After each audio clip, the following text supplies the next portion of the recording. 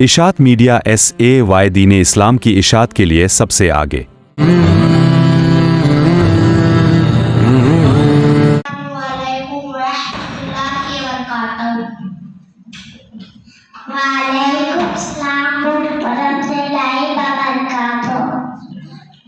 क्या हाल है बहन?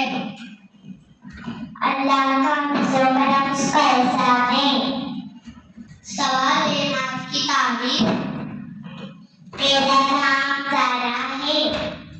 सवाल है नाम का घर कहाँ है? बेटे मेरा घर बलापुर में है। सवाल है नाम क्या करती है? मैं इस मकतब में शर्फुल्लाह में तालीम हासिल करती हूँ।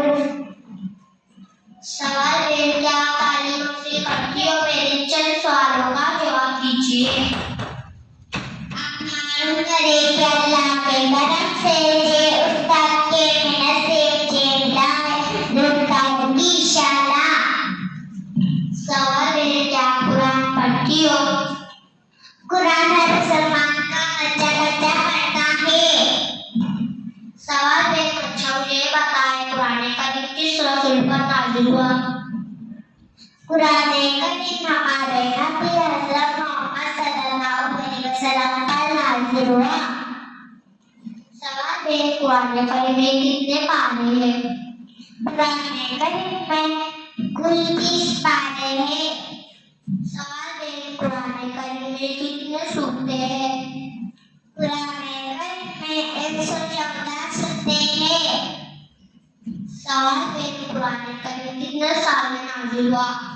कुरान करीम 23 साल में नाज़िल हुआ।